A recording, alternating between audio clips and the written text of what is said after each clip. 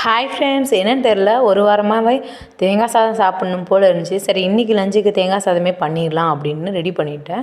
அதுக்கு வந்துட்டு பெஸ்ட்டான ஒரு காம்பினேஷன் என்ன அப்படின்னு பார்த்தீங்கன்னா, உருளைக்கிழங்கு குருமா தான்.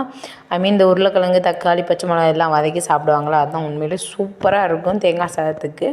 நான் எப்போ தேங்காய் சாதம் ரெடி பண்ணாலும் நான் இதை தான் பண்ணுவேன். அதுக்கு சைடிஷ்ஷாக எப்படி பண்ணுறேன் அப்படிங்கிறத நான் கூட ஷேர் பண்ணுறேன். அதுக்கு வந்துட்டு கடுகு வச்சு தாளிச்சிட்டு நம்ம வெட்டி வச்சுருக்கிற வெங்காயத்தையும் பச்சை மிளகாயும் போட்டு நல்லா வதக்கணும்.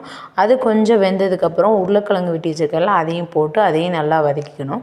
வெங்காயத்தோட மறக்காமல் கொஞ்சம் சால்ட்டு போட்டுருங்க. வெங்காயம் டக்குன்னு வெந்துடும், உருளைக்கிழங்கும் டக்குன்னு வெந்துடும், அது ஒன்றும் பிரச்சனை இல்லை.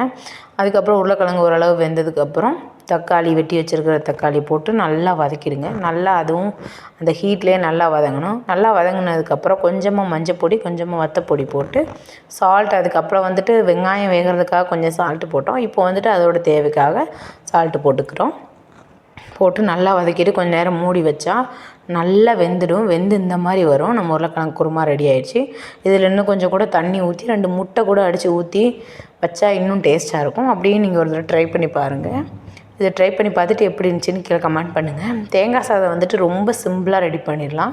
காஞ்ச வத்தலையும் வெங்காயத்தையும் போட்டு தாளிச்சிட்டு கொஞ்சமாக தேங்காய் எண்ணெயிலே பண்ணுங்கள். அது இதோட டேஸ்ட்டு நல்லாயிருக்கும். அப்புறம் வந்துட்டு நல்லா வதங்கினதுக்கப்புறம் நம்ம வெட்டி துருவி வச்சுருக்கிற தேங்காய் வந்து அதோட போட்டு நல்லா விரவிடுங்க. நான் வந்துட்டு மிக்சியில் தான் அரைச்சி வச்சுருக்கேன். நீங்கள் வந்துட்டு துருவி போடுங்க. என்கிட்ட துருவுறதுக்கு இல்லை. துருவி இப்போ போட்டு பண்ணால் இன்னும் டேஸ்ட்டாக இருக்கும். அப்புறம் அதுலேயும் கொஞ்சோண்டு சால்ட்டு போட்டு கொஞ்சம் காயப்பொடி போடுங்க. ஏன்னா தேங்காய் சில பேருக்கு டக்குன்னு செமிக்காது. அதுக்காக தான் கொஞ்சம் காயம் போட்டு பண்ணால் அந்த இதுக்கு வந்துட்டு நல்லது. அப்புறம் நல்லா வதங்கினப்புறம் சூடாக இருக்கிற சாதத்தை ஒரு பிளேட்டில் மாற்றி கொஞ்சம் ஆற வச்சு எடுத்துகிட்டு நல்லா மிக்ஸ் பண்ணிவிடுங்க. அதோட போட்டு தேங்காய் சாதம் ரெடி ஆகிடுச்சு. இது ரெண்டையும் நீங்கள் பண்ணி பார்த்துட்டு எப்படி இருக்குன்னு கீழே கமெண்ட் பண்ணுங்கள். இந்த வீடியோ பிடிச்சிருந்தால் லைக் பண்ணுங்கள், ஷேர் பண்ணுங்கள், சப்ஸ்கிரைப் பண்ணுங்கள். சப்ஸ்கிரைப் பண்ணாமல் வீடியோ பார்க்குறீங்க, சப்ஸ்கிரைப் பண்ணிவிட்டு வீடியோ பாருங்கள். தேங்க்யூ. இன்றைக்கி உங்கள் வீட்டில் லஞ்சுக்கு என்ன ஸ்பெஷல் அப்படின்னு கீழே கமெண்ட் பண்ணிடுங்க.